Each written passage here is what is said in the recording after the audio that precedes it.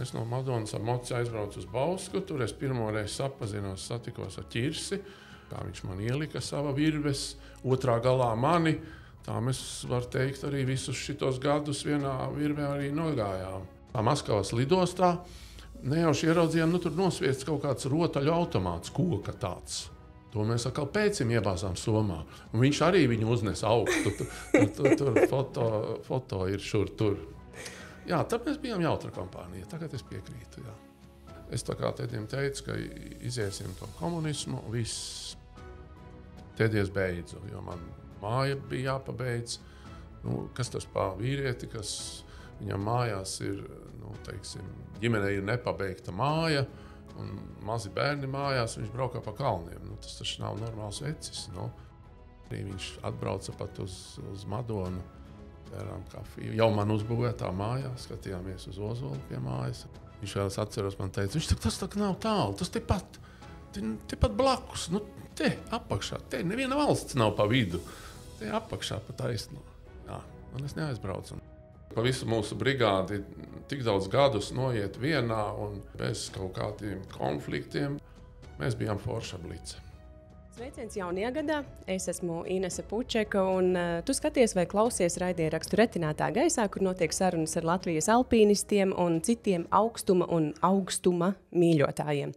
Šoreiz es esmu satikusi vēl vienu slavenās Teodora Ķirša komandas dalībnieku, jau iepriekš citās sarunās vairāk kārt pieminēto madonieti Imantu Jāņkalnu. Jā, viņš sēž man pretī. Sveicināti! Sveiki! Imant, man ļoti gribas cilvēkiem izstāstīt to, kā tad mēs īsti nonācām pie tā, ka mēs sēžam pie tā viena galda. Tu pats atceries, kad es tev pirmo reizi zvanīju un kāda tā saruna mums bija? Atceros gan.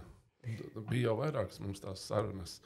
Es tā kā mazliet kratījos vaļā, jo tur jau, ka es redzēju Pētera Kūļa, tā teikt, un mana vārda brāļa Imantu tos ierakstus, un Busenberg, tur jau viss pateikts. Es domāju, ko es te varu jaunu pateikt, bet, tā kā jūs bijat neatlaidīga, tad es apsolījos, ka mēs tiksimies.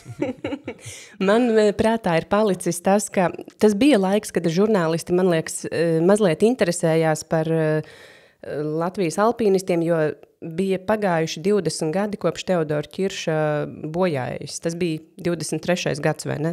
Vai jā. 24. gada pats sākums, kad es tev zvanīju. Kaut kā tā. Un man likās, ka tev ir tā sajūta, ka kārtējais žurnālists zvana un kaut ko prasa un grib kaut ko zināt, un es jau tā kā jūtu, ka tu tā kā kraties no manis vaļā. Un tad es izspēlēju savu vienīgo kārti, kas man azotē bija, un es teicu, nav jau tā, ka es pati no tiem kalniem galīgi neko nesaprotu. Mazliet jau es esmu arī kaut kur bijusi Fanos un Kaukāzā, un tanī vasarā es arī Ļeņinā uzkāpu. Un tad otrā klausulas galā bija tāds, tad mēs varam runāt. Atceros. Ir tā, ja, ka tie, kas ir kalnos bijuši, tad tie ir tā kā mazliet savējie. Jā, viņi vispār kaut ko saprot no kalniem. Jā, bet pēc tās mūsu sarunas tu teici, ka tu apdomāsies un kā sazvanīsimies, tā pagāja pavasaris, pagāja vasara. Es jau kādu brīdi domāju, varbūt man jāzvan tev un jāsaka, ka es varu aizbraukt pie tevis uz to Madonu. Ņemšu visu savu aparatūru līdzi, bet tā vietā es šovasar aizbraucu uz Tatriem, aizbraucu pa Zviedrijas kalnu takām pastaigāt. Un tā pienāca decembris, un es braucu mājās no Igaunijas un skatos telefonā neatbildēts zvans no tevis. Un domāju, laikam saputrojies kaut kā netīšām uzzvanīja man. Un atbraucu uz Rīgu un skatos, ir vēl viens neatbildēts zvans un domāju, tad jau laikam tomēr ir gribējis mani sazvanīt. Un es atzvanu un tas, ko tu saki, ka tu mēģini nokārtot rēķinus ar gadu. Ja? Tās lietas, kuras tu esi apsolījis, ir pienācis decembris, pēdējais brīdis, tās ir jāizdara. Tad tu esi tāds kārtīgs vīrs un vārds cilvēks. Ja tu kaut ko apsoli, tad tu izdari. Nezinu, bet cenšos. Jā, cenšos gan, jā. Kā tu domā, vai tā ir arī tāda kvalitāte tevī, ko tevī novērtēja tavi komandas biedri un arī Teodors Ķirsis? Varbūt tu zini, kas tad īsti bija tās lietas, kāpēc tu biji derīgs tai Ķirša komandai? Tur es dažas lietas pat īsti nezinu, bet bija tā, ka tad, kad beidzās institūts un beidzās institūta kāpšana. Un tad bija jāsāk strādāt, bet kalnos vēl gribējās iet. Tad es tā painteresējos, kur kalnos gribējās ļoti vēl paiet. Un es painteresējos, kur ir kādi gājēji, varbūt kāds meklē kādu dalībnieku. Es neatceros, kurš man pateica, ka ķirsis varētu būt. Es pat nezinu, vai es ar viņu sazvanījos vai nesazvanījos, jo tajos laikos jau sakari bija ļoti švaki. Nebija ne mobīlie telefoni, ne interneti, nekā. Un es zināju, kad ir tur tie kvalifikācijas vai kādi mači Bauskā. Un es no Madonas ar moci aizbraucu uz Bausku. Tur es pirmoreiz satikos ar ķirsi. Un man šķiet, ka tur iznāca tā, ka viņi piedalījās tos mačos. Viņš uzreiz mani ielika kaut kādā distancē viņa komandā tā kā nostartēt. Neatceros, kā tur jau diezgan skatījās pēc uzvārdiem, ja tas bija tā kā kvalifikācija uz kalniem, vai tā grupa laidīs vai nelaidīs tur tie lielākie vīri. Un laikam jau man tur labi padevās, un viņš saka, ok, ejam. Bet ar mani pirms tam jau bija runājis arī Ilmārs Bernāns. Jā, jo mēs ar viņu braucām skioringu, vairākas ziemas, abi divi. Un es tam ķirsim saku, ka man ir vēl viens čoms foršs. Lai viņš man noticēja, tā arī mēs tai ķirša grupā abi divi ieradāmies. Un vēl, teiksim, par tām īpašībām vai kategorijām, vai ko jūs jautājāt. Tad vēl tas, kad es tajā pirmajā ķirša komandā, teiksim, tur, kur viņā vēl vecie vīri arī gāja, tur kā viņš man ielika sava virves, otrā galā mani, tā mēs, var teikt, arī visus šitos gadus vienā virvē arī nogājām, vienā sasaitē. Ne pilnīgi, bet tur jau nianses, kur kaut kā savādāk, bet principā. Viņš bija vienā galā, es biju otrā galā, un mums pa vidu bija trešais. Parasti mēs 3 gājām, bija 3 teltis, 9 cilvēki, tā bija tāda. Jā, Jānis Busenbergs, man liekas, ka to teica, ka tā ir bijusi tāda tipiskā sasaite Teodors Ķirsis, tu un Ilmārs Sproģis. Tieši tā. Mēs bijām, tā teikt, mazliet izredzēti, jo tēdiem bija tāda telts, kādas Latvijā laikam nebija otras. Mēs ļoti labā teltī dzīvojām. Jā. Labi sadzīvojāt vienā teltī? Jā, visus šos gadus. Tad jau, kā saka, ja ķirsis mani pacieta, tad es pārāk neciešams neesmu. Kaut gan jāsaka, pa visu mūsu brigādi tik daudz gadus noiet vienā un bez kaut kādiem konfliktiem, bez kaut kādām nostarpībām. Mēs bijām forša blice. Tev ir mazliet aizsvīdusi viena brille, tev pašam tas netraucē? Kā lai saka? Emocionālās lietās esmu ļoti švaks vīrietis. Man uzreiz tas taču jauki. Ūdeņa pilnas acis, un tad izrādās vēl viens atsaucās uz brillēm. Vai tu vari pateikt konkrēti, cik tad gadi bija jums pavadīti kopā? Es nepateikšu. To es nepateikšu, bet es domāju, ka 11. Tur jau bija tā, ka beigu galā jau es tā kā negribot, bet atgāju malā. Jā. Līdz tam mēs vēl sarunā nonāksim. Bet tu teici, ka dzīvojāties vienā teltī. Kurš bija krācējs? Nezinu. Mēs neaizrādījām. Neaizrādījāt? Viens otram. Starp citu, Ķirša grāmatā Ceļš nekad nebeidzas ir ļoti foršs citāts par visu to jūsu kompāniju, kur viņš raksta, ka mēs esam piecietuši citu trūkumus, jo to nodarītā skāda ir bijusi mazāka nekā ieguvums no kopējās darbības. Piekrītu tādai domai, jā. Un to mēs arī visi, man šķiet sapratām, kad, katram jau mums ir sava uts, vai ne? Bez neviena nav. Bet kopīgas lietas labā, es domāju, viss bija ok. Izstāsti tos pašus aizsākumus kalniem. Kā tu nonāci līdz tam, ka tev vispār patīk doties uz kalniem? Kas bija tavi pirmie kalni un kurā gadā tas bija? Tas nebūs vienkāršs jautājums. Tā kā mans vārda brālis Imants Zals. Zals, jā.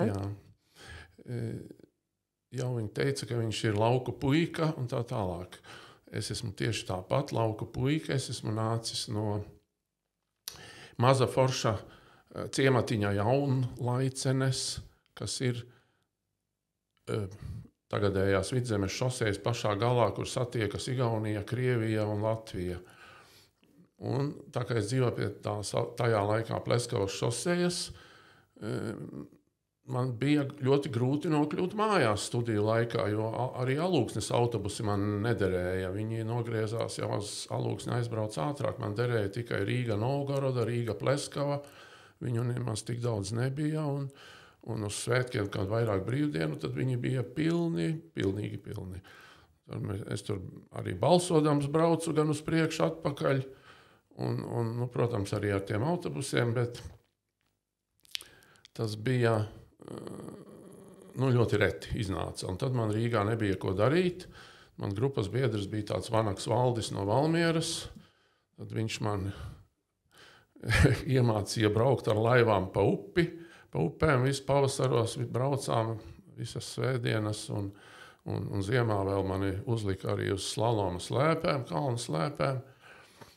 Vēl mēs pa vakariem braucām uz Aldara torni, jo tādu klinšu kāpšanas sienu, kā tagad ir, nebija. Uz Aldara torni braucām, sestdienās, svētdienās braucām uz Bausku kāpt.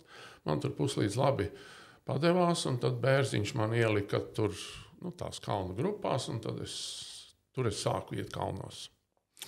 Jā. Tā aiz gara laika sanāca apgūt visādas lietas, kas bija derīgas, lai dotos kalnos. Jā, apmēram tā, jā. Faktiski vairāk par šo es arī tagad nevaru. Tā es arī, kaut gan faktiski tās kalnu bildes un kalnu iešanu vēl es gribu pieminēt vienu. Mans tāds bērnības draugs ar no mana ciemata vai mana ciema ir Mārtiņš Maltenieks, tagad puķu zirņu audzētājs. Viņš bija bijis, viņš ir mazliet vecāks, viņš bija bijis kalnos, man parādīja bildes, saka, es arī gribu. Tad mēs tur kaut kā, man pirmais vadītājs bija Ēriks Akmentiņš, pirmie kalni man bija Ķanšans, kategorija bija pazema, bet ļoti skaisti tur bija tās Ķanšana egles un sniegi un zaļas pļavas, un tu vakarā uzcel telti zaļā pļavā, no rīta tev tur ir 10 centimetri sniegs, baigi forši. Tad es tā arī aizgāju. Tad vēl bija, man piespēlēja ziemā vadīt vienu grupu, uzlika uzreiz pa vadītāju, kaut es nebiju vispār vēl ziemā gājis. Aizbraucām uz Urāliem, Dienvidu Urāliem. Tur mums uzklupa neliels sals, -50 grādi, un mēs gulējām teltīs. To gan nevarēja nosaukt par gulēšanu. Tur bija mums uz grupu, tā teikt, uz manu grupu. Es domāju, ka arī citām līdzīgi tāda armijas telts, kur mēs visi gulējām vienā lielā teltī, un tur bija krāsniņa. Bet arī tos 50 grādos uzcelt telti, nomīdīt visu, salauzt zarus zem telts, kur, tā teiks, gulēt un sagādāt vēl sausu malku. Tas bija tik grūti, un paldies Dievam, un manai grupai, ka mēs visi dzīvi iznācām ārā, jo tur Igauņiem bija diezgan tādi slikti iznākumi arī tajā gadā. Un tad es nolēmu, ka es vairāk nekad nevadīšu, un visās grupās centīšos nekur nebūt pēdējais, un netraucēt, un tā tālāk dalībnieks būšu, bet vadīt vairāk nevadīšu, un tā arī es vairāk nevadīju. Tā bija tāda pārāk liela atbildība, tev liekas, par citiem cilvēkiem? Bija. Tur, ja meitenītes lāga, viņām pat ar slēpošanu ir švaki, un ja vēl viņai uzliek maisu mugurā, un šitie augstumi, un tur jau inventārā nekāda nebija, vai po dūnu jakas, vai kas, taču nebija nekā, kāda, kuram tā pufaika bija ar tādu gāja. Jā, tā. Bet varbūt vienkārši tevi, kā saka, pameta mazliet zem tanka, piešķirot grupu, kuru vadīt, un tad izrādās meitenes smalkas un gala rezultātā -50 grādi. Meitenes, viss tur bija ļoti labi, meitenes bija labas, un tā nevar teikt, jo es biju vienreiz izgājis kalnus, tur bija tik forši, tur man tik likās tik viegli un vienkārši, jo tur nekā, tā teiksim, tehniski svarīgs grūta nebija. Es domāju, kāpēc es nevaru? Tad taču jūra līdz ceļiem ir tajos laikos. Bet, kad tur gan puiši, tur visi bija ļoti labi. Es pat nezinu, vai tur kāds manā grupā bija, kas bija bijis ziemā, tā teikt, pārgājienā tādā nopietnā. Es biju pirmoreiz, un mēs izgājām, un visi tur bija ļoti labi, bet tas nav tik vienkārši. Tā bija tāda kārtīga mācību stunda par to, ka varbūt arī pagrūti kalnos. Jā. Protams, pēc tam jau tev krājās pieredze arī ļoti nopietnos kalnos. Jā, arī tas bija nopietni tur. Tur arī bija ļoti nopietni. Es saprotu, ka tas pats pirmais gājiens uz 7000 bija Alvija Brāzmas vadītais Ļeņins 85. gadā, bet tad sanāk, cik ilgs laiks bija kopš brīža, kad tu sāki doties uz kalniem līdz brīdim, kad tu satiki Teodoru Ķirsi un pievienojies viņa komandai? Ja es nekļūdīšos, tad man šķiet, ka pirmie kalni bija 74. gada vasarā. Varbūt pa vienu gadu, bet es domāju, ka 74. pēc pirmā kursa, es domāju. Un Ķirša komandai tu pievienojies apmēram... kādu laiciņu krietni pirms tiem 7000 es nojaušu? Es domāju, es pareizi pateicu, tā kā es 78. beidzu studēt, tad 79. tad. Aha. Un tad bija... Ar Ķirsi, 79. varētu būt. Tad bija tas brauciens ar moci uz Bausku, jā? Jā. Un tur bija pa Jumpromuižas klintīm jākāpj. Jā. To mēs studiju laikā tur vien braukājām faktiski. Es nezinu, vai tagad tur drīkst vispār kāpt. Vairs jau nē. Pareizi arī ir, ka te pilnas sporta zāles, ar kur ir var kāpt, kāpēc tur bojāt. Jā. Bet tā bija tāda vienīgā nopietnā vieta, tāda. Jā. Un vēl Aldartornis, kur, protams, arī neļauj tagad. Ar Aldartorni tur ir šobrīd sarežģīti. Jā. Tas ir atjaunots, it kā varētu, bet tur ir visādas formalitātes un viss kaut kas vēl jākārto. Bet vai tas pilnas zāles ir. Bet tomēr tā sajūta uz īstas klints ir... Jā, un vēl kalna galā, tie jau feini. Alus rūpnīca lejā ļoti labi tur izskatījās. Jā. Es attiekoties ar Ķirsi, nokļūstot viņa komandā, tev pašam bija kādi kalnu mērķi, vai tas bija veids, kā tu pavadi savu laiku? Nē, man nebija neko tādu. Man pašām likās, ka pie Ķirša varētu būt ļoti forši, un kamēr tad es iešu tos kalnos, centīšos pie Ķirša pieturēties. Tā man nekādu mērķu nebija. Nekādu. Tev vienkārši patika tas process, tā vide, kur tu atradies, tie cilvēki. Kas bija tas, kas tevi vilka uz tiem kalniem šajā kompānijā? Vispār uz kalniem. Jā, es vēlreiz uzsvēršu, es lauku puika, ka es nokļuvu Rīgā, eju pa to pārkarsušo Rīgu, tev jāstāv rindā pēc ūdens pie automāta, vēl jāmaksā kapeika. Tas man likās tā, dīvaini. Lietus laikā iekāpt tramvajā, spaidies ar aplījušiem, salījušiem cilvēkiem, vēl tante no lietus sarga tev leju, pilina ūdeni uz kurpēm. Nevajag. Tur tu aizēji, tur esi brīvs, tur naudai nav vērtības. Mēs, iebraucām, pēdējo gabalu ar kādu kravas mašīnu ievedā mūsu kalnos. Tur mēs viņām samaksājām un vēl visi atdevām metāla monētas, lai nav jānes līdzi. Un tu brīvs esi, tur esi tikai to ar saviem čomiem, kur tu aiziesi, tur tu celsi telti, kā tu uzcelsi, tādā tu dzīvosi, un vajag forši. Un ēdīs to, kas paņemts līdzi, pats taisīsi? Apmēram tā. Vai tieši tā? Jānis Busenbergs, es saprotu, ka bija tāds komandas pavārs, tā kā mazliet fotogrāfs un pavārs. Jā, abi ar sproģi. Un kādi bija tavi pienākumi komandā? Pieturēt tedā virvei otru galu. Un kurš bija kāds tehniskais cilvēks? Gan jau, ka bija kāds, kuram bija uzticēts inventāru pārbaudīt vai sagatavot? Manam vārda brālim Zaulam. Pareizi, man liekas, viņš pats arī man teica, ka viņš bija tehniskais. Viņš pa prīmusiem, jā. Viņš tā prīmusus uzturēja pie dzīvības. 85. gads, tas pirmais gājiens uz 7000. Tas Ļeņins, jā. Jā, Ko tu atceries no tā gājiena? Es atceros, ka tur Jo es to vēsturi, man šķiet, jau viņi ir stāstījuši, kā mēs tur nokļuvām, tas viss apstāstīts. Tur es jutos pārsteidzoši ļoti labi. Es atceros, ka Tedim beigu gals bija grūts, arī Alvim bija grūts, kas tādi, bet es tur ļoti, man pat likās, ka beidzot es tā kā jūtu, ko nozīmē sportistam, ka ir uzrodas otra elpa. Es tur varēju iet un iet tajā reizē. Ļoti labi jutos. Bet tas bija tev pārsteigums, ja? Jo tas bija pirmais 7000, pirmo reizi tādi augstumi. Jā, tas man bija pārsteigums, jā. Bet tu tikko pieminēji arī sportistam. Arī iepriekšējie runātāji piemin tevi pirmkārt kā madonieti, otrkārt kā skioringistu. Jā. Tā bija tāda tava pamatnodarbošanās? Nē, tas bija vienkārši otrs dullums tajā laikā. Viens bija kalni, otrs bija šitas. Bet, ja es pareizi saprotu, jūs ar Blondo abi ar to nodarbojāties, un jums bija arī tādi krietni labi rezultāti tajā, ne? Viņam bija labāki. Viņam tie vilcēji bija tādi braucēji, kad, tādi visādi lieli sportiski braucēji. Mēs jau ar savu, tā teikt, vilcēju čomu, mēs bijām tādi amatieri, bet, mēs krietni virs puses braucām uz augšu, tā teikt.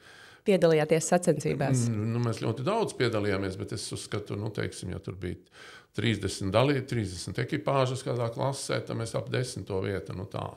Tas jau ir ļoti labi. Jā. Un blondais pa priekšu, ja? Blondais pa priekšu, tur nekā, jā.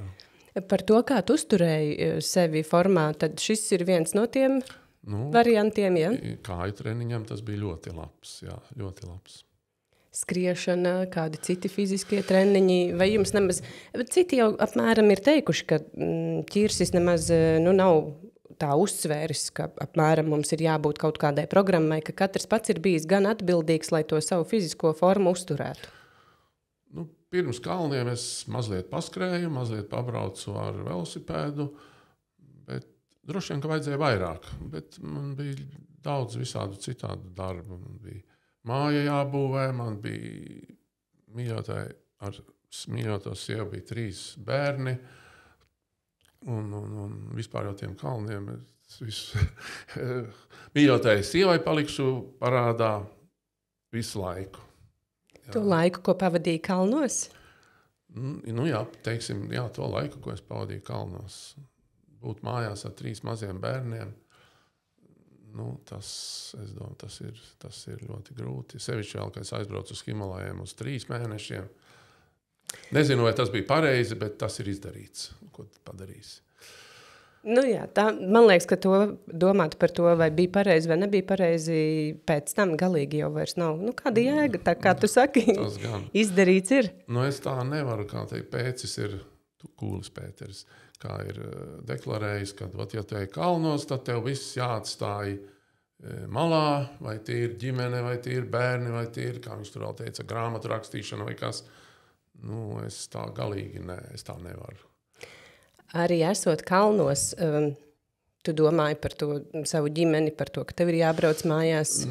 Protams, jā. Tad, kad es biju viens, tad, teiksim, tā... Ķirs saka, dāj šit ejam augšā taisni.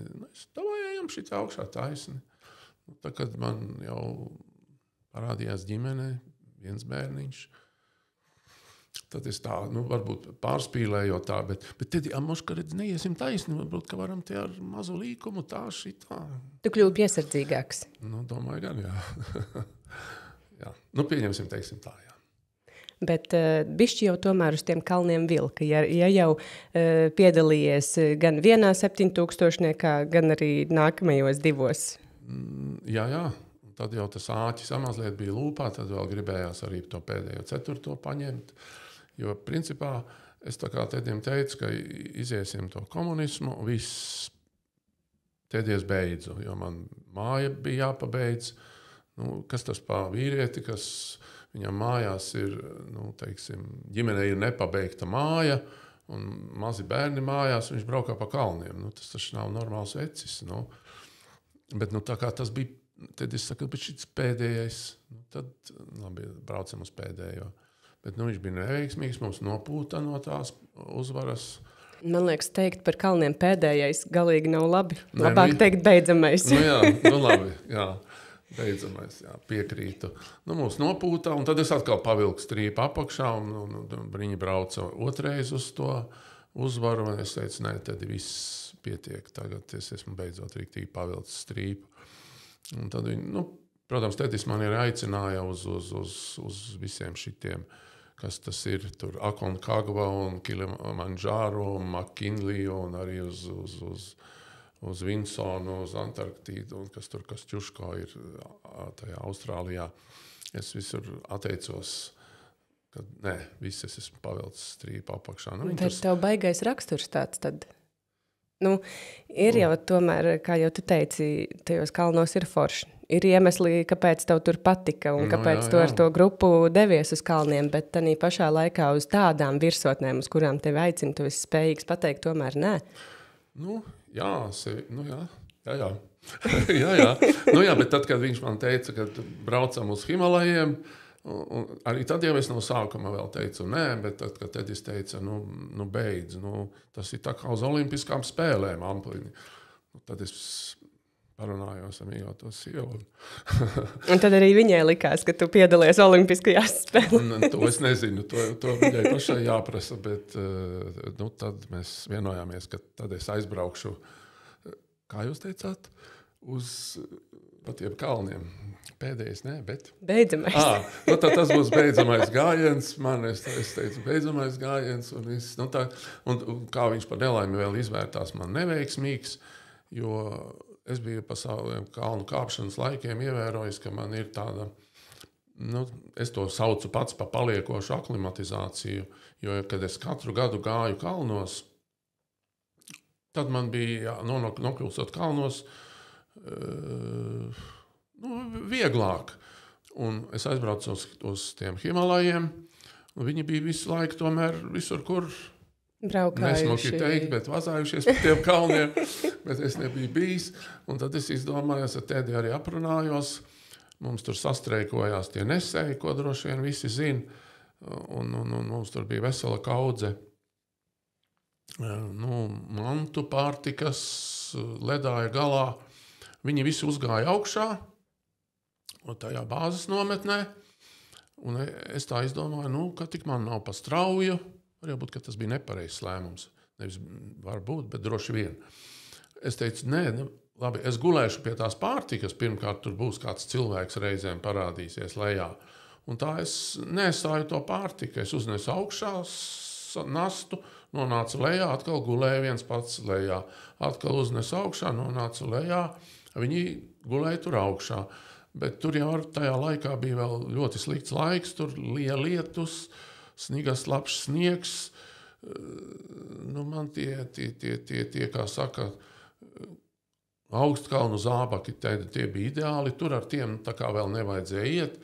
Es tur tādās nepiemērotos vieglākajos apavos tur nesāju, kā es slapjas, diezgan nosalu, pasalu, un laikam tur man arī beidzās visa lielā kāpšana. Mēs vēl nonāksim pie šī stāsta. Es mazliet gribu aprunāties ar tevi par to brīdi pirms Daulagirī. Jā. Labi, jūs ar sievu sarunājāt, ka tev ir jābrauc uz turieni, bet tu varbūt izstāstīt mazliet to priekšvakaru pirms pašas braukšanas. Tur bija tā, kā lai saka, vecim jāuzceļ māja, un jātiek arī pie transporta tajā laikā bija. Jo tad jau mašīna, kam bija tie jau skaitījās tāda drusku tā kā augstāk esoši cilvēki. Tad es biju nopircis sen galīgi beigtu žiguli, tad es viņu izjaucu, saliku, un jau biju arī, viss jau bija tehniskā izieta, viss, un dažas dienas biju sievu mācījis braukt ar to mašīnu. Un tad pēdējais vakars, tas jau vispār ir tāds, man liekas, nav jāstāsta, kāds ir pēdējais vakars, pauno to somu, liec to pa labi, pa kreisi, pa šito, un tad es vēl atcerējos, ka es taču neesmu parādījis sievai, kā var atpakaļgaitu. Sēdāmies vēl mašīnītē, braucām uz kartiņtrasi, un tad es viņai mācīju kādu gabalu braukt atpakaļgaitā. Nu, lūk, un tad man kārtējo reizi jānopūšās. Tad es tādu viņu atstāju ar 3 maziem bērniem, ar mašīnu. Viņai nebija ne tiesību, nekā. Jā. Viņa veda tevi uz lidostu? Nē, uz lidostu veda Sproģis Ilmārs, kas uz Daulagiri nebrauca. Viņš nebrauca. Bet sanāk tā, ka tu biji prom ļoti ilgu laiku, un tad tu gribēji atstāt sievai mašīnu, lai viņa var izbraukt. Nu jā. Man pār bija jāpaspēj salikt. Kur tad bija laiks trenēties? Ļoti minimāli. Jā. Bet viņa brauca tajā laikā, kad tu biji prom? Jā, protams. Bez tiesībām? Jā. Un ja policija noķer? Tad es jau viņai teicu, tad vēl policijas nebija. Tad bija milicija. Es jau viņai teicu, ja te aptur, tad tu saki, ka tu esi Jāņkalna sieva. Tā slavenā sanāk Jāņkalna sieva, jo... Es tā nesmuki izsakos tagad, bet tā jau tanī laikā es saprotu, ka jūs tā arī uztvērt. Tās bija pirmais brauciens latviešiem uz Himalajiem, un tā visa kompānija, kas tur devās, jūs taču rādīja pa televizoru. Jūs bijāt avīzēs. Nu. Jā, man vēl ar, tā teikt, vietējo laikrakstu Stars, viņi mani tur sponsorēja arī kaut cik, man tur bija, man liekas, šķiet uz ķiveres arī bija uzlīmīte. Viņi man kaut cik sponsorēja, un tā kā mēs atbraucām atpakaļ, tad mēs vienojāmies, vai ir jāsaka, viņi pierunāja mani iedot dienas grāmatu, un tad viņi publicēja kādu laiku. Es tik nezinu, kur man tās avīzes ir. Gribēju jums atvest, bet kaut kur ir noklīdušas. Žēl pašam tagad, jā. Bet pašam mājās dienas grāmatas ir no gājieniem uz virsotnēm? Man maz ir. Nerakstīji? Rakstīju, bet tur arī ir gara vēsture. Dažas ir. Ja es pareizi saprotu, tad jau ķirsim tas bija gandrīz vai kā noteikums, vai ne, ka ir jāpieraksta dienas grāmatas. Viņš pats arī bija ļoti tāds skrupulos rakstītājs. Viņš visu pulsu mums bija jāmēra, un viņš cik minūtes iets, un viņš visu pierakstīja. Mums bija grupas dienas grāmata, un viņš to grupas dienas grāmatas vēl iespieda, tā teikt, drukātas mums izsniedza. Tad bezmaz ir tā, tad kāpēc pašam rakstīt? Ir jau forši, ka tu savas domas uzraksti, bet ļoti forši ir tās savu biedru domas, kā viņam tā diena ir likusies, rādījusies, bijusi. Kādas tev pašam bija sajūtas tajā laikā pirms? Jūs esat nokomplektējusies komandi, jūs zinat, ka jūs brauksiet uz Daulagiri, notiek visādi tehniskie darbiņi, gatavošanās, inventāra vākšana, bet sajūtu ziņā bija tāda liela atbildība, ka jūs gandrīz vai kā uz mēnesi šautos gaisā. Bija. Respekts arī bija ļoti liels. Tur žēlas pateikšu atklāti, ka nebija laika patrenēties. Bija tā māja jātaisa. Kaut cik jau tika, māja tika atmestās to brīdi, bet vienalga pietika, ko darīt. Kaut cik jau tika padarīts, bet tur uz vecajiem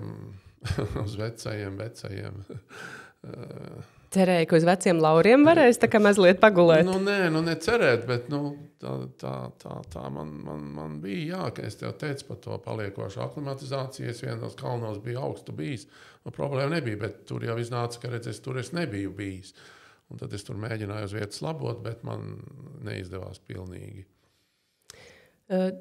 Cik ilgs laiks vispār bija tas periods, ko tu zināji, ka tu brauksi uz Daulagiri līdz braukšanai? Gads apmēram? Mazāk? To es nepateikšu. Es domāju, ka gads nebija. Es vienkārši gribu saprast, kad jūs nospraudāt to savu mērķi, un tad kas bija tās lietas, ko jūs tajā laikā darījāt? Kā tam gatavojāties? Meklējāt sponsorus, meklējāt tehniski kaut kādas lietas? Meklējām arī es nedaudz, bet tur jau es gribu teikt, ka visā tai grupas sagatavošanas darbos visvairāk, protams, darīja Tedis, bet arī Rīgai tuvie vīri, tie tur to vairāk organizēja, darīja, meklēja, gāja. es jau arī uz iepriekšējiem kalniem tā nesmuki varbūt, bet uz tādu pusgatavu visu piebraucu tik klāt. Nu, vai ne? Bet Daulagīriem arī es tur mēģināju kaut kādu, tur Visvaldis Lācis dzīvoja netālu no Madonas. Tad Tedis runāja, lai es tur aizbraucu pie viņa, bet tur nekas Daugavas vanagi vai ar ko tur mēģināt runāt. Viņš bija iesācis, tur nekas nesanāca, Stars kaut ko mums nosponsorēja. Vairāk arī es neatceros, ka es tur būtu pielicis. Bet tev jau visās iepriekšējās ekspedīcijās uz kalniem bija tāpat ļoti svarīgs uzdevums. To Teda virvi turēt. Protams. To otru galu. Teda sieva Ainīte katros kalnos imant uz tavu atbildību. To es atbildīju. Tas tā gandrīz uz katriem kalniem viņa pavadīja mani ar tādiem šitādiem.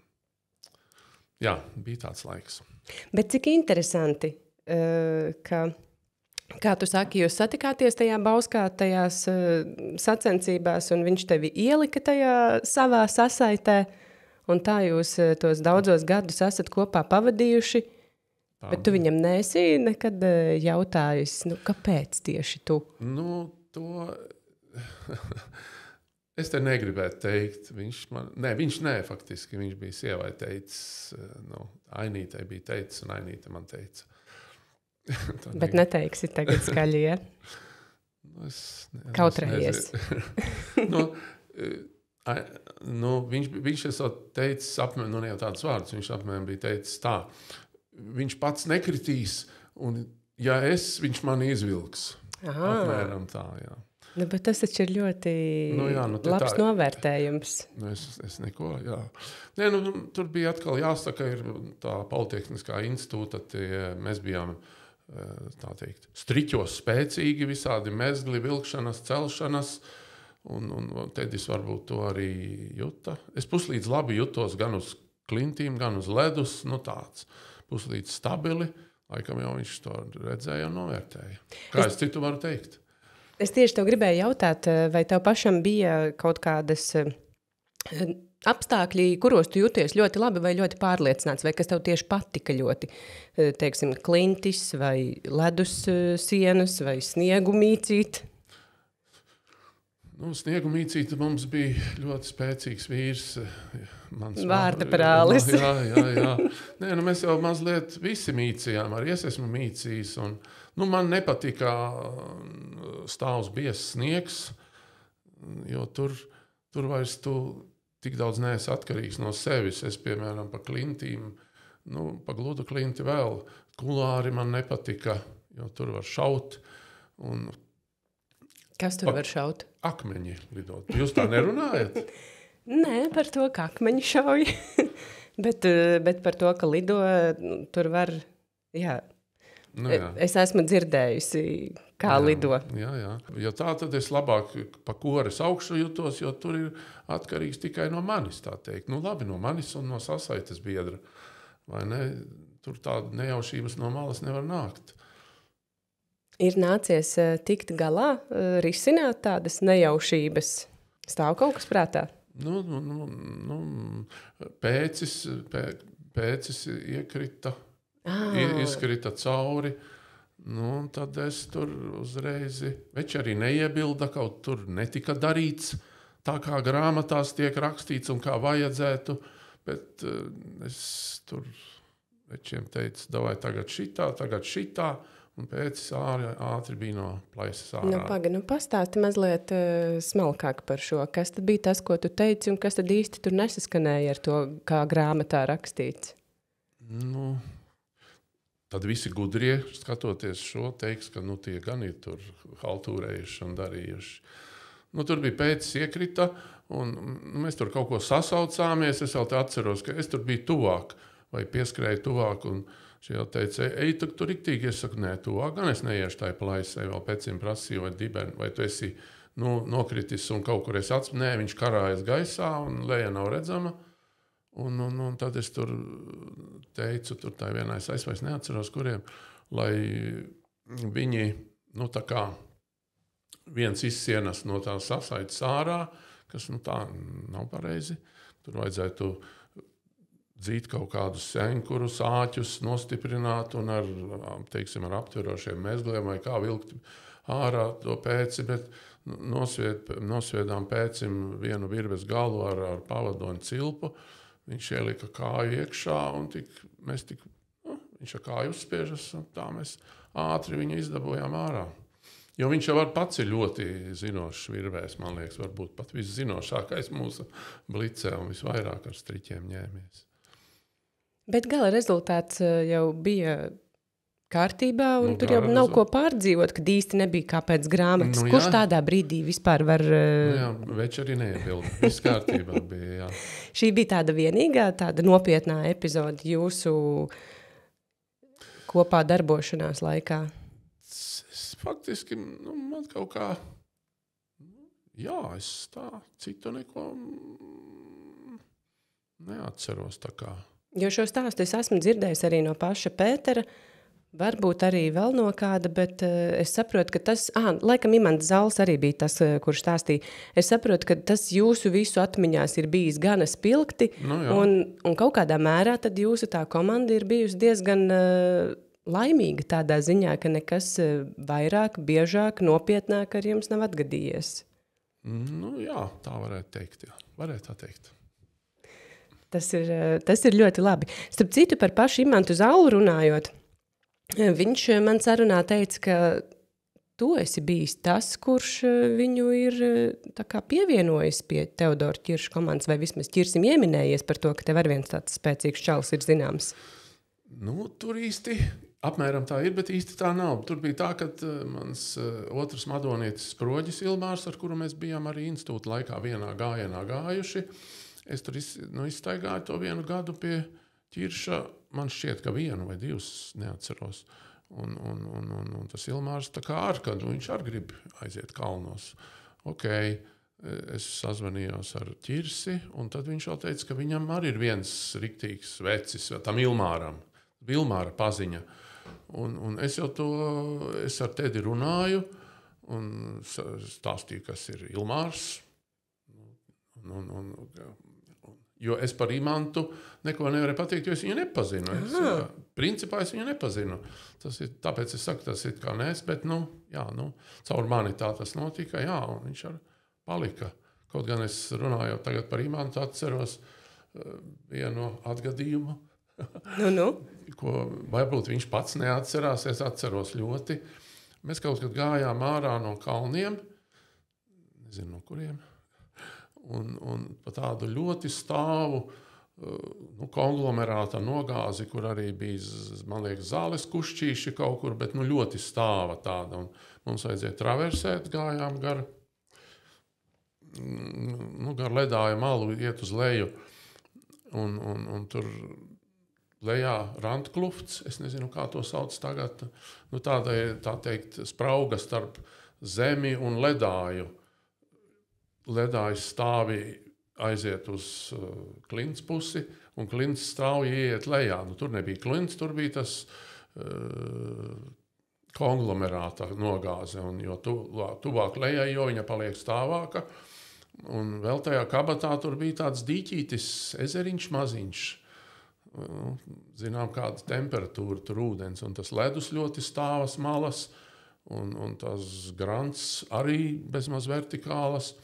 Un tur Tedim, es atvainojos, Imantam kaut kas saķērās ar kājām, vai viņš paklupa vai kas, un uz tās nogāzē viņš tā kā nokrita, un ieķērās, laikam, iecirtās ar cirtni, bet tā viņš bija jau kādi 2 metri uz leju, pašļūca un apstājās. Un tad es laikam biju tuvāk, un tur somu arī nevar nolikt, un tās somas jau nemaz tik vieglas nav. Un tad es ar visu somu tur līdu zemāk par viņu, cik ātri varēdams, savu cirtni ieurbināju vienā vietā, lai viņš var kāju uzlikt, un tad viņš tika ārā. Stāsts kāpēc? Es tā domāju, ja es ar savu somu tur tajā ezerā iekritīšu, cilvēks, kas nemāk peldēt ar visām savām drēbēm un smagajiem zābakiem, tur, man liekas, arī peldēšana nezinu, ko dotu. Tas man arī ir pašam ļoti spilgti palicis atmiņā. Varbūt Imants neatcerās, un varbūt arī citi neatcerās, bet es to atceros ļoti labi. Tā nogās bija tik stāva, ka tev arī bija potenciāls aizšļūkt līdz ezeram. Ļoti, jo, konglomerāts, visi te mums zinošie to zina, kas tas ir. Tāda sacementējusies grants, kas kaut kur drūp, kaut kur ļoti labi turās kopā, tāda, jā. Tas man nebija paredzēts, bet par Imantu tu mani pajautāji, un tad es par Imantu man atmiņā palicis arī tāds gadījums, jā. Labi, ka tu atcerējies šo gadījumu. Vispār šobrīd jau ir krietni ilgs laiks pagājis no tiem notikumiem, no tiem gājieniem kalnos. Ļoti. Tas varētu būt ap 80. gadu, tad rēķiniet 30 gadu apakaļ. Tā kā grūti tās lietas atcerēties, vai tās tomēr ir kaut kādas lietas, kas tādas atmiņas, kurās tev patīk pašam ik pa laikam pakavēties? Tās plaisas un tas Imanta šļūciens jau diezko nav labi atcerēties. Bet vispār? Bet viņas tur ir, jā, atmiņā palikušas. Bet vispār tas laiks, tu vēl pakavējies un atceries to, ka es kādreiz biju tāds... Atceros gan. Jā. Nevar noliegt, tas bija skaists laiks. Cik cilvēkiem es par to esmu parādā, tā ir cita runa, bet tas bija skaists laiks, jā. Tu vairāk kārt piemini savu ģimeni un arī tagad saki, cik cilvēkiem esmu parādā, tev tādas dalītas jūtas ir par to laiku, ka kādam tu esi kaut ko atņēmis, vai kāpēc tev ir tāda sajūta? Esmu jau gan bišķi arī saviem tētim, mammai kaut cik atņēmu, jo es varēju vairāk pie viņiem aizbraukt, bet man bija Bauskā jākāp klintīs, jābrauc pa upi. Labi, pavasarī tur varbūt es neko mammai tētim nepalīdzētu tos palu laikos, bet vasarā un mēnesi uz kalniem es taču varēju sienu pļaut un ko tik darīt. Jā, es biju kalnos, jā. Tu esi tāds īsts lauku cilvēks, es teikšu. Mani senči bija lauku cilvēki. Bet, ja tevī reiz ir šādas domas, tad, jo es arī esmu diezgan no laukiem, un man tā vasaras sajūta īstā ir tad, ja vasarā ir vākts siens. Un arī reizēm, kad es esmu aizbraukusi uz kalniem, tad tas ir gandrīz tas siena vākšanas laiks, un es arī mazliet jūtos tā vainīgi par to, ka es esmu aizbraukusi piedzīvojumos, bet laukos ir bijis ko darīt. Jā, tā tas ir, jā. Vai, ka es tagad būšu baigi daudz sarunājis. Par to Imantu diez vai vajadzēja man runāt, bet labi. Kāpēc? Pateici, un par to Tedas striķa galu, kāpēc. Bet tā Ainīte teica, nezinu, ko es varu darīt. Jā. Tā jau ir tāda ļoti jauka lieta, ko tu pasaki. Un... Tāpēc man tas viss tur ir vēl arī ar to Jaunzēlandi.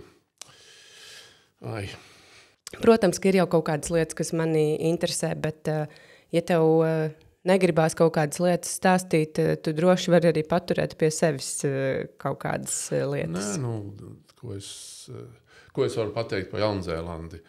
Tedis, protams, aicināja arī tur mani. Un tur viņš pat ļoti aicināja. Viņš pat atbrauca uz Madonu. Pirms nevieniem kalniem viņš nebija braucis.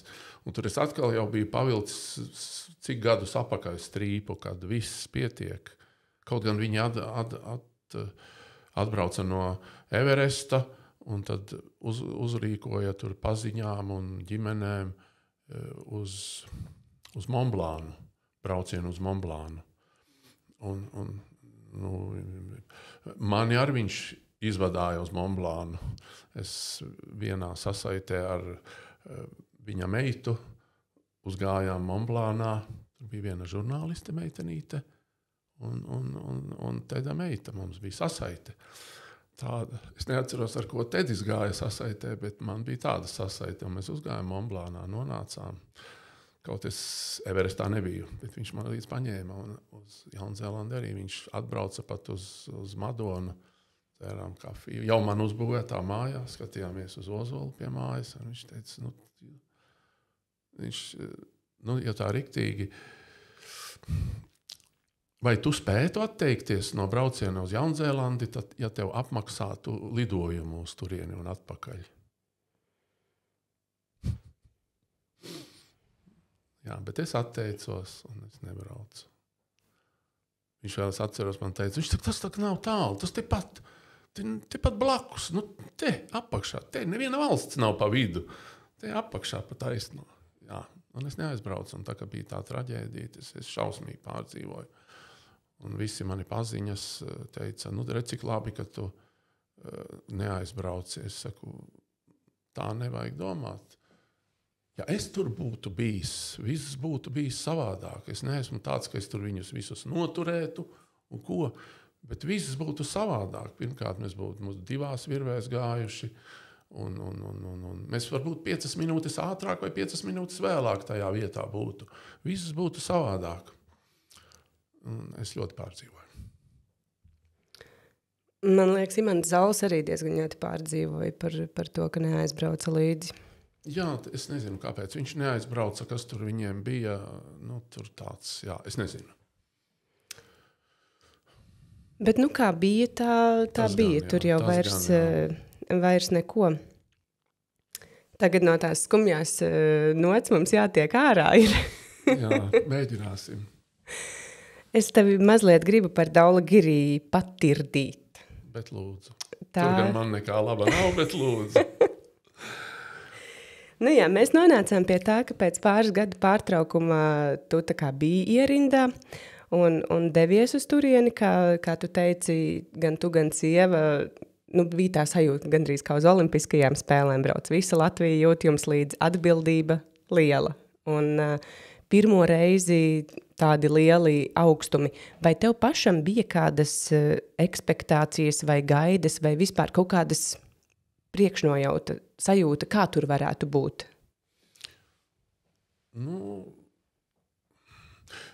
Es visvairāk baidījos no tā augstuma, kur es neesmu bijis, kādos augstumos neesmu bijis, kā tur būs ar skābekļa, badu un trūkumu, bet gribu teikt, ka es tīri labi jutos uz tos 7,5 kilometri, uz tā komunisma, uz Ļeņina pavisam labi, un man ar to, kā saka, skābekļa badu nekad nav bijis problēma, es visu laiku uztraucos par to. Un vienīgi es baidījos, ka es neesmu bijis, ka man ir sevi kaut kā jāpaslogo zemākos augstumos, kad varbūt, ka tad es būšu gatavāks, bet neizdevās. Jo visās iepriekšējās ekspedīcijās vai gājienos cik tālu aizgāja, cik tālu grupa aizgāja, kur ja kāds uzkāpa kaut kur augstu, tad es arī tikpat augstu. Daulagiri ir vienīgais kalns, kur es neaizgāju tik tālu, cik citi aizgāja. Viss. Bet ja par to pašu sākumu, vai tu varēji iedomāties, ka tā pieeja būs burtiski vairāk pat nekā 2 nedēļas līdz bāzes nometnei? Ka būs džungļi un tāds lietus un tās dēles un tie 60 nesēji?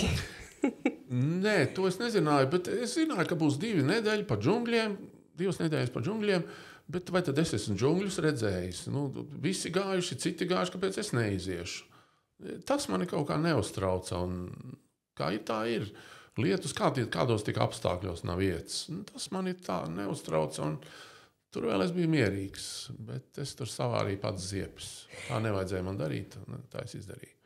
Es par tādu psiholoģisko noturību, jo es, piemēram, izstāstīšu, kā mums gāja ejot uz, ne tieši uz Ļeņinu, bet tas bija tāds tā kā aklimatizācijas gājiens, bet gribējās arī aiziet līdz kādai neuzkāptai virsotnei tanī Mindžāras ielajā blakus Ļeņinam.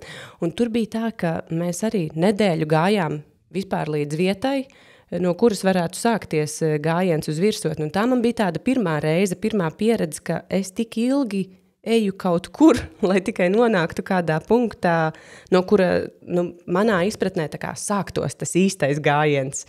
Un tad jau kaut kādā vienā brīdī jau likās, ka tas viss pasākums ir tāds ka tas mērķis tā kā mazliet pagaist vismaz man, jo mēs tikai uzceļam telti, pārlaižam nakti, no rīta pēdam, novācam telti, ejam kaut kur tālāk un tā visu laiku, bet tas gājiens īsti nav uz virsotni. Tas ir tikai kaut kur varbūt uz to virsotni varētu iet.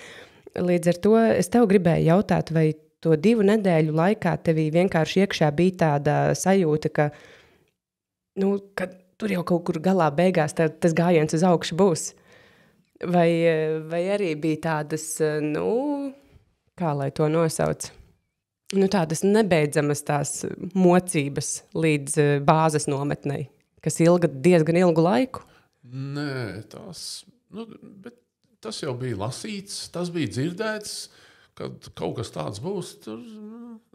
Jā, paskaties uz priekšu, vai nepaliks tie koki īsāki, un varbūt, ka tur varēs jau baltas virsotnes redzēt, un viss, tas bija ok. Trieciens bija, protams, ka tie nesēji sastreikojās, tas bija, tur vienu brīdi vispār nezināja, ko darīt. Labi, ka tas Tedis to bariņu vēl tur sarunāja, kas turpināja nest. Bet citādi man iešana pa džungļiem, brišana pār tām upēm un iešana par īsu laukiem un krabju atsviešana malā, tas viss, Un tās dēles? Dēles tas bija pārsteigums, bet ko darīsim? Ne man vienam tās dēles, visiem, un tas bija. Bet tie tādi diezgan, man liekas, dramatiski apstākļi, kādos jūs gājāt vienkārši, kad tas ir posms tikai līdz bāzes nometnei. Lietus, ilgais laiks, tie nesēji, kas arī vēl tā kā nelaime gandrīz vai jums, un vēl asiņojošas kājas, jo tām visu laiku sūcās klāt dēles. Jā, un tas, ka tās drēbes arī nevar izžāvēt. Jā, tieši tā. Tas man kaut kā tas likās. Mani satrieca tas nesēju streiks. Tās dēles, tas nebija nedzirdēts nekas, bet ir, tāpat jāiet. Tas tā kā tu, nezinu, kādas parauga. Tu paskaties, ir laba diena, iesim tagad augšā, sāk snikt sniegs. Tā kā neapstāsies un necelsi telti, kas sniegs sniegu. Man tas nebija. Un kas īsti ar tiem nesējiem tur notika? Viņi sastreikojās tāpēc, ka viņi paši laikam nebija īsti sapratuši, uz kurien viņiem jāiet. Es tā sapratu, ka viņi nebija. Viņi bija sapratuši, ka līdz ledājam. Tur varbūt kādreiz ir kādiem bijusi bāzes nometne, tai ledāja galā, varbūt kaut kad vēsturiski. Tāda doma tur noplaiksnīja, bet vai tas ir, es nezinu. Un viss gāja labi, ka tur tos sarunāja vienu baru. Viņi atnes līdz ledājumam, tur vēl vesela diena, ko iet, vai ne? Bet tur, lai to viņi uznēsātu, mēs uz priekšu atpakaļ, tad jau cauri būtu. Un tad atgriežoties vēlreiz pie tā, ko tu teici, šī brīdī tev ir tāda sajūta, ka tu pieņēmi kaut kādu nepareizu to lēmumu, ko darīt. Tur tu paliki pie mantām gulēt un nēsāja viņas augšā lejā visu laiku. Es pat nezinu, cik reizes, kāds 3 reizes vai cik tur jālas dienas grāmata, cik es tur uzgāju. Veči uzgāja augšā, bāzes nometnē, uzcēla teltis un viņi dzīvoja tur. Un viņi tur bet kāds arī aizgāja pēc tām pārtikas, tur bija riktīga kaudze, bet viņš gulēja augšā. Bet es gulēju lejā, un man vai tur labs laiks vai slikts laiks, man ir jāaklimatizējās, man ir jāstrādā. Un es nesu tās mantas, gulēdams viens pats lejā. Protams, man tā pārtikas gatavošana ar kā nepavāram, tur bija lejā interesantāk, bet izdzīvoju, tādēļ jau es izdzīvoju. Bet kāpēc tu biji palicis lejā? Tieši tāpēc, ka tu domāji... Es pats pieteicos Tedim. Es Tedim teicu, tur arī bija tā, ka atstāt visu to kaudzi galīgi bez uzraudzības, kaut gan es jau tāpat pa dienu gāju augšā un nācu lejā. Bet, un es teicu, es gulēšu šite. Vai man nebūs par ātru, ka es tur augstumā 2 gadus vai cik tur nebijis vispār kalnos. Un mēģināju tā, bet laikam nebija pareizi. Es bišķi nosalu tur pasalu nevajadzīgi. Jo tur ir arī tā, ka tu esi viss labs, tu grūti sevi piespiest, baigi sildīties, drusku jau skābeklīši ar tur nav. Un aiziet teltī, tā jau nav apkurināta. Un nav arī blakus neviens pie kā piespiesties, kas sasilda, vai ne? Jā. Nu, tā man laikam nevajadzēja darīt. Un tad gala rezultātā tu saslimi? Es jūtos slikti, bet es vēl gāju. Es jau vēl uzgāju līdz Sedlienai, uzlikām nometni. Tur mēģinājām iet tai leduskritumā, bet tad es jūtu paliek sliktāk, un tad mēs tur visādas tur tās visas blakus ekspedīcijas ar man tur visādas zāles deva, un visādu nekādas jēgas. Un tam man bija jāiet lejā, un tad interesanti, es nogāju lejā un biju momentā vesels. Vienkārši tām zālēm, mēs tā visi pēc tam sprieda tur, ka tām zālēm vajadzēja skābekli, ka viņas jau tur augšā neiedarbojas. Un es uzreiz jau biju vesels, es saku, davajiem apakaļ. Bet kas īsti tev bija, kādi simptomi izpaudās? Klepus, iesnas, kakls sāpēja? Vai kakls ļoti sāpēja, klepus un apmēram tā. Galva sāpēja? Jā, zinu, galva jau kalnu sākumās bieži sāp un vienmēr sāp, tas tā. To es tā neatceros.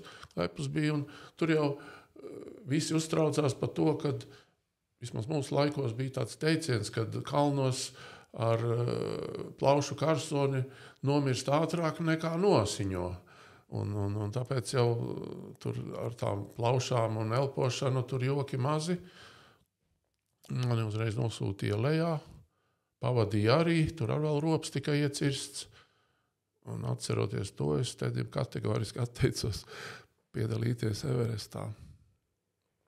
Tā, jā. Tieši dēļ šīs epizodes? Ko tad es esmu jau cik strīpas vilcis, Daulagiri izgāzies. Tā. Jā.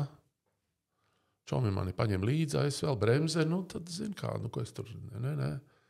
Iet, un paldies Dievam, viņiem viss tas izdevās. Jā. Labi, tu nogāji lejā, pēkšņi izveseļojies. Tev bija doma iet atpakaļ? Es arī aizgāju atpakaļ. Mēs abi ar ārstu nogājām lejā. Man vēl pavadīja, bet tie čomi uzreiz uzgāja augšā. Jā. Un tur bija tā, ka faktiski es neatceros, cik ilgi mēs lejā gājām, bet tur augšā bija tā, ka pa dienu tā superformā un varbūt, ka varēja uziet, pa dienu. Bet parasti tā kā pusotra diena, lai no tā ciemata uziet augšā. Līdz bāzes nometnē? Jā, līdz bāzes nometnē, jā. Un tur ar viens, tā teikt, piedzīvojums. Un es nekādi nevarēju, tagad man arī saka tam dakterim, ejam, vai rīdienies. Labi, iesim rītdien, es pienāk tā rītdiena, un viņš atkal, viņš vēl ne, es saku, viss, tu vari palikt, es iešu augšā, es nevaru, man jāiet pie čomiem, un tad es gāju, mežā salauzu malciņu, sakrāvu malciņu, man bija kaut kur tur ūdeni, bija kur vārīt, kaut ko tur nopirkām veikalā, kaut ko nopirku, sakrāvu malciņu, un eju tagad, un tur tāda pamestā ielē, Hidden Valley ir jāpāriet viena tā kā pārēja, tad jāpaiet gabals pa to pamesto ieleju, vai apslēptā Hidden, es nezinu, kā ir angļu valodā. Tāda, noslēptā. Noslēptā, to viņi laikam tur tie pirmie gāji nebija paredzējuši, ka tur tāda būs. Un tagad tur jāceļ telts tajā, lai iet pārēju, otro pārēju un bāzes nometni tur vairs nav tālu.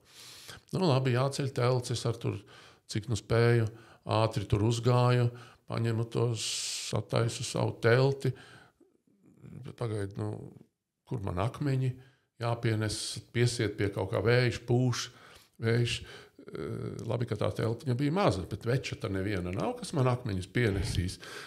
Prātā arī nebija pa priekšu sanest akmeņus. Tad es tagad bezmaz jājauc telts ārā. Tad es viņu kaut kā iestutēju padusē, piesēju pie sevis, un tad ar visu telti sanēsāju sev akmeņus, un uzcēlu telti, iekūru ugunskura, apliku savu guļamo matracīti apkārt ugunskuram, uzvārīju vakariņas. Foršs piedzīvojums. Elbrus augstumā 5,5 kilometru augstumā, jā. Vienatnē. Vienatnē, jā. Tas tāds ar palicis atmiņā piedzīvojums, jā. Bet tu jau arī iepriekšējās reizes biji vienatnē palicis pie pārtikas. Kā ir vienam pašam tādā augstumā būt, tādos apstākļos būt? Nav nevainas, var padomāt par dzīvi un visu ko. Tu pats sev esi pietiekami laba kompānija. Nu, nezinu, bet iztieku kaut kā.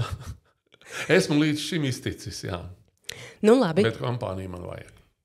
Kā tādu vajag, ja? Jā, es tā, viens man nē. Tad tu aizdevies atpakaļ. Jā. Un kā tālāk notika tava darbošanās? Nu, tagad tā kā tur bija, Tedis jau bija, laikam, viņi bija vēl uz koras, bet viņi jau bija virsotni, jau bija sasnieguši. Un tad tur tika visādi runāts ar Āciju, kas tur mēs arī iesim, jāgatavojas, ka iesim. Un tur Pēcis gāja, un kas tur es neatceros, tā čomi varbūt labāk zina stāstīt. Un tad tas Pēcis tur norāvās un sasitās.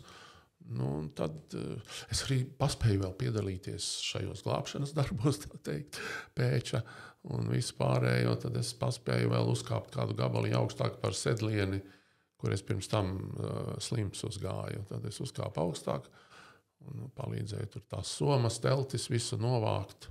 Ar to gan arī viss beidzās. Bet sajūtu ziņā, kāpēc viss beidzās? Sabojājās laikapstākļi, paši sapratāt, ka šis gājiens ir galā? Pirmkārt jau bija uzkāpts, uzdevums bija izpildīts. Nākamā sasaite, kas bija tāda tā kā tajā brīdī, tas otra stiprākā, te Pēcis norāvās, nobrauc, un viņš nevar roku pakustināt, knapi var paiet. Ko tad viņš tagad sēdēs bāzes nometnē, gaidīs vēl nedēļu, kamēr nākamie mēģinās uziet. Nolēma. Principā jau laiks arī bija laikam, tās ekspedīcijas gāja uz galu. Tur nebija. Bet tev pēc sajūtām? Man? Jā. Es biju ļoti priecīgs, ka vispār veči uzkāpa. Par to, ka citi uzkāpa forši, jā? Es ļoti pat. Kāda man būtu sajūta, ja viņi neuzkāptu? Tas būtu vēl briesmīgāk droši vien. Tu gan jau kā vainotu atkal sevi. Protams. Bet es domāju par to, ka tu esi uzkāpis jau pāri sedlienē jau ticis. Kā tu jūties pēc sajūtām? Tu varētu kāpt augstāk? Es jūtos ļoti labi. Tad es varēju kaut ko darīt. Es nesaku, ka es tur varētu uzkāpt. Es to nesaku, bet es jūtos ļoti labi. Veselība bija atgriezusies. Arī viss tur skābekļa trūkumu nekur nejūtu. Nav tā, ka es tur mocījos, elsoju, nē. Bija labi, bet bija labi. Teorētiski tu būtu gatavs iet uz virsotni tanī reizē? Nezinu, nē. Pēc tam diez vai. Tad pašā sākumā pirms saslimšanas, protams, es gribētu un ietu un censtos ļoti. Vai es aiziet, es tā nevaru teikt.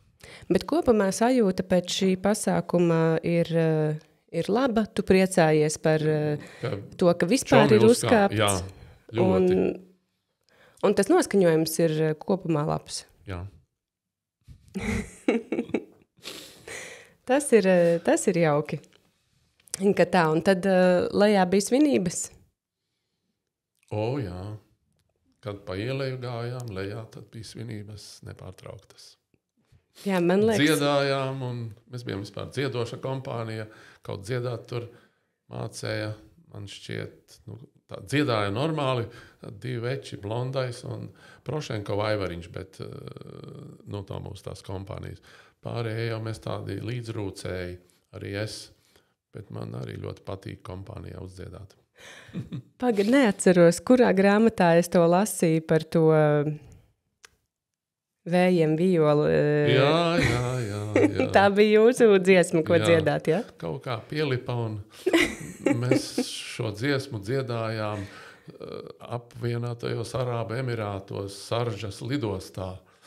Un visi apkārt klausījās, apkārt stāvēja mums sargi ar automātiem. Tie arī bija atnākuši klausīties laika. Domāju, varbūt kāda mūzikas blice atbraukusi. Varbūt, nezinu. Tas arī palicis pilgtā atmiņā, jā. Tas mājās braucot. Tā jums bija tāda izklaide dziedāt? Vai tam bija kaut kāda lielāka nozīme? Es nezinu, mēs kaut kā bijām pasākuši Tedis vispār diezgan bieži rīkoja sajiešanas. Tādas, pie sevis? Vasarā, savā vasarnīcā un visur, kur, šur tur, tā jāsaka, nevis visur, šur tur. Bija 10 gadu Everesta, laikam, balle bija Rančo Randevu, tas ir tur pie aiz Pļaviņām. Ne, pirms Pļaviņām, samelojos. Jā, tur bija, un tad vēl visur tur tika uzdziedāts. Tad vēl par dziedātāju Aivariņu atcerējos, kad bija kaut kur vienā pirtī, Tēdis bija uzrīkojis tā kā satikšanos. Somu pirtī vai parastā pirtī, neatceros, pie ezera ziemā. Ezers aizsalis, āliņģis tur izcirs, un tā liels tāds āliņģis. Trepes iekšā tajā āliņģī. Mēs tur bijām, un atbrauc Aivariņš, Prošenkovs Aivariņš atbrauc, jautrs zēns. Viņš atbrauc un stāv uz tās laipas, saģērbies ziemas drēbēs, kas tur izskrien no pirts, tur iekāpja āliņģi, ielec tur tā, un tie tur ezerā iekšā, tā ledainē ūdeni. Aivariņ, nāc iekšā. Šis novelk aciņu, novelk savas drēbes, pikses, visu saloka uz laipas, un lēnām pliks iekāpj ūdenī. Visi mēmi. Ai, tu tā vari, bet ja vajag. Bija tāds teiciens, bet ja vajag. Ja vajag, tad var, ja? Tad var, jā. Šitā, bet ja vajag, viņš arī pulksteni laboja kalnos. Tas bija jau senos, tad, kad vēl bija tad metāla ķēde pulkstenis ar tādu ķeksīti piefiksējams. Un viņam tas ķeksītis palicis par vaļīgu, sprādzējās vaļā. Viņš tagad... kā labo pulksteni? Pulksteņus kā labo? Ar 2 akmeņiem. Vienu paliek zem pulksteņa, un ar otru no virspuses mēģina labot. Viņš tā arī darīja. Nolika vienu akmeni, uzlika pulksteni. Un knik, lēnām to ķeksīti mēģina liekt. Pēc tam atskan skaļi smiekli no viņa. Paskās, Un tad mēs tur viņam tādus komplimentus izteicām, kā tik vajag, kā nevajag, bet ja vajag. Labot pulksteni. No tās dienas viņam nebija jānes pulkstenis vairs. Bija vieglāka soma, vieglāka nešana. Jums vispār tā kompānija bija tāda diezgan jautra? Bet bija labi. Jā, bija humors un neapvainojās pārsvarā veči un viss bija labi, jā. Es tādu Aivaru atcerējos tādus. Arī par to Miliču cepuri viņam somā. Jā, pa Miliču cepuri arī es varu izstāstīt. Tas bija, ka tik nav tas pats gads, kur es ar to karodziņu esmu. Tas ir 80. gads, Olimpiskās spēles bija Maskavā. Mēs lidojām caur Maskavu, nevis lidojām droši, parasti jau bija tā, ka mēs ar vilcienu aizbraucām uz Maskavu, un tad no Maskavas tur lidojām uz dienvidiem, uz tiem kalniem, uz Pamiru, uz Dušanbē. Un mēs tā lidostā salikuši somas, tur tā un šitā, un tur viens milicis kaut ko viņi tur darīja, ko nedarīja, uz palodzes uzlika savu to Miliča cepuri tādu, šitādu. Mēs iebāzām Aivariņa somā. To cepuri tā izlidojām tur. Aivariņš bija ļoti sajūsmā par jauno atribūtu. Jā. Un tā viņš viņu uznesa Ļeņina augšā. Un tur viņš palika vēl bildes kaut kur. Knapi to cepuri var redzēt, bet jā. Jā, nē, tas ir cits gads. Bet tā bija, jā, pareizi, Ļeņina citā gadā gājām. Bet tad vēl vienā citā, mēs ar laikam tai pašā Maskavas lidostā nejauši ieraudzījām, tur nosviests kaut kāds rotaļu automāts, koka tāds.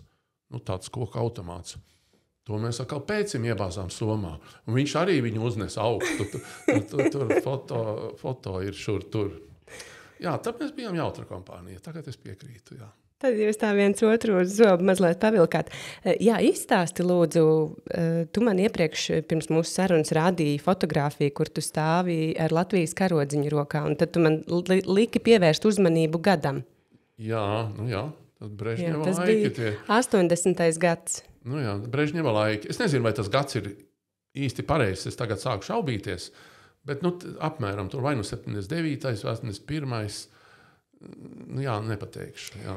Bet būtībā jūs tādu Latvijas karodziņu somā nesāt līdzi uz virsotnēm?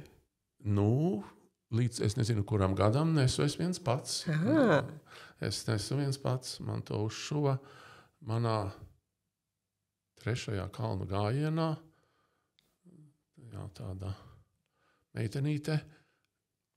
Indra Briede. Tagad Indra Tukuma. Sveiki, Indriņ. No pārtikas maisiņiem. Man bija tāda doma. Es tur vēl atceros, tie bija arī tādi laiki, kad tur lāga cilvēki jau nemaz nezināja par tādu sarkano karogu, neko. Es tā kā viņu zināju un teicu, kādās proporcijās man te vajag. Lūdzu, mēģini sašūt. Tā viņš man vēl šodien stāv mājās visos. Un tad, kad bija jāiet uz komunismu, tad Tedis, tā teikt, mēs tur jau bez somām ejām tādu. Tā viņš man, tu nesīsi? Protams, nesīšu. Un tam mums ir tā liela tāda bilde, ko mēs augšā. Nezinu, vai man ir viņa līdzi vai nav. Un tad es tur stāvu, jā, ar karogu. Tad nevienam bija iebildumu, ka lielais karogs ir pie manas rokas. Tas tā. Bet par to bildīt tu teici, ka, bišķi puiši tā kā baidījās, ja, fotografēties. Neviens nenāca man blakus. Es kaut kā par to, jā, Dullums tur gājiens ir bijis diezgan laikam. Jā. Bet, lai gan pats Ķirsis ir jūsu kompānijā bijis tas, kuram pieder galavārds, vai kurš ir tāds nopietnais, kurš satur tādu to kompāniju kopā, viņš jau pats arī mazliet tāds jokplēsais bija, ne? Man tagad tādu piemēru grūti pateikt, bet... Es vienkārši lasīju tajā grāmatā, Ceļš nekad nebeidzas Ķirša paša grāmatā par Daulu Girī, kur viņam bija ienākusi prātā doma bāzes nometnē iesoļot šortos. Jā, uz to viņš... Paidieni. Man sieva neļauj Madonā sniegu tīrīt šortos, bet es domāju, ka es to varētu. Prieks dzirdēt, ka jūs esat tāda jautrā kompānija. Pat, ja uzdevums priekšā ir nopietns, jūs spējat saglabāt tādu jautrību, spējat pajokot viens par otru, un tanī pašā laikā tas nekas, ka pats neprot peldēt, ies un palīdzēs. Tad es par to domāju. Tas ir tas pats labākais, ka tādā brīdī tu tomēr domā par to komandu, un tādas lietas var novērtēt komandas cilvēkos, komandas biedros. Tā ir tāda īsta komanda. Tur jau mācēšanai, man liekas, maza nozīme. Tādiem zābakiem un tādām drēbēm tu tur nezinu. Paldies Dievam, tas gāja garām. Atbraucot mājās no Daula Girī, tie komandas panākumi jūties kā... jūs jutāties kā slavenības taču, ne? Tāda varbūt sajūta bišķi bija, jā. Varbūt sajūta bija, jā. Rajona avīze Stariņš drukāja manu dienas grāmatu. Rajonā visi tevi pazina. Rajonā puse mani pazina. Jā. Puse tikai. Jā. Visi, kas lasīja avīzi. Jā, visi, kas lasīja avīzi, jā. Bija tā, jā. Šobrīd Viktors Buda taisa filmu par jums. Vai pie tā Viktora nav tas stars? Tā avīze. Viņš man ar tur kaut ko, un es tur viņam visu, ko sūtīju, bet es kaut kā domāju, ka es to staru atstāju, bet nevarēju atrast. Bet vispār kādas sajūtas tevī tas raisa, ka ir pagājuši tik daudz gadi, un ka tagad cilvēki pēkšņi sākuši interesēties par to un ir gatavi taisīt filmas, un es ar katru no jums gribu aprunāties. Man jau prieks par šādu jaunatni, un es Viktoru neesmu redzējis, neesmu saticis, bet tas, ka pat Tedi būs filma, tas ir super. Viņš bija baigais vecis. Ne jau tikai par Tedi. Jūs jau tur tomēr blakus viņam esat bijuši, un es teiktu, ka tā filma ir arī par jums. Varbūt mazliet, bet Tedis ir Tedis. Tedis bija Tedis. Bez Teda nebūtu tādas brigādes, es tā domāju. Droši vien, bet vai Tedis varētu pats doties uz kalniem, ja viņam nebūtu apkārt tādi cilvēki kā jūs? O, jā, es arī Domā? esam svarīgi. Esam svarīgi. Protams. Ko man teikt? Jā. Nu, tas komandas līderis jau nevar pastāvēt bez tādas labas komandas. Nu, es kaut kā esmu domājis, ka tāda, kā teikt, kalnu komanda ir pats sarežģītāka, un viņā komandas gars ir daudz svarīgāks nekā basketbola komandā vai nu labi, ko mēs tur vēl, hokeja, volejbola komandā. Es domāju, tur ir svarīgāka tā sakomandēšanās kopā. Jo tā pasākuma cena taču var būt ļoti, ļoti augsta. Nu jā. Tas nav kā zaudēt spēli basketbolā. Nu jā. Laiks bija skaists. Mēs laikam uz tādas skaistas nots varam arī pabeigt šo sarunu. Vai varbūt tev ir vēl kaut kas atmiņā saglabājies, ko tu labprāt izstāstītu? Ja mani ieplaiksnīs, tad droši vien, bet, paldies Dievam, mēs, man liekas, esam to lielāko daļu esam aprunājuši. Starp citu, šobrīd taču došanās kalnos, it īpaši 8000-niekos, dažiem cilvēkiem jau tas ir tāds kā rekordu uzstādīšanas stadions, kurš ātrāk, pārsvarā kurš ātrāk un kurš var ātrāk visos tikt. Jā. Ko tu par to saki? Kādas sajūtas tev tas raisa? Cilvēkam vienmēr ir iekšā parādīt sevi, sacensties un tā tālāk, bet šos laikus jau nevar salīdzināt ar to, kā mēs gulējām pufai, kas guļam maisos, gājām ādas zābakos, kas sasala, kas bija jāņem iekšā guļam maisā, lai viņi nesasaltu, jo tad nevar kājās uzvilkt. Un tas pavisam cits laiks. Es domāju mazliet par, teiksim, vēl pēc 50 gadiem. Kas varētu būt tad tiem cilvēkiem, ko viņi tad darīs? Ja šobrīd jau burtiski skrien visos 14 pēc kārtas augšā un ļoti īsā laikā to izdara. Es tā neesmu domājis. Brauksim mājās. Mūsu laikā bija interesantāk. Jā. Arī par tiem zābakiem un Ļeņinu. Maziņš stāstīņš. Jā. Atkal Aivariņš.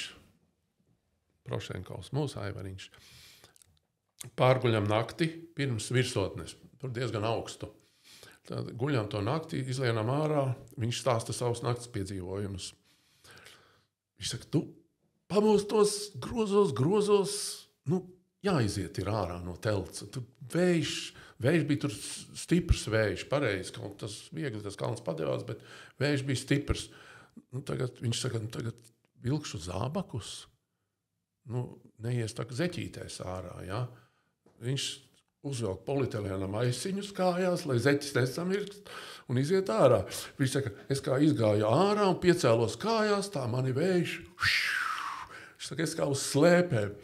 Un tad es ieslēdzu priekšas nagus, pēc tam un atrāpoju atpakaļ uz telti. Tāds piedzīvojums. Aivariņam man tāds nebija. Kāds man šo arī bija stāstījis, bet ne tik plaši kā tu, bet bija... Jā. Kāds bija teicis šo te? Viņš saka, es piecēlos kājās un mani vējš. Aizpūta, aizslīdēja kā ar slēpēm. Tā varētu būt laba sajūta naktī un aizpūš tevi no telts. Jā. Mazliet biedējoša sajūta. Jā. Imante, es tev teikšu ļoti, ļoti lielu paldies par to, ka tu esi tāds cilvēks, kurš tur savu doto vārdu un ka mēs satikāmies. Man bija ļoti interesanti klausīties tavā stāstā.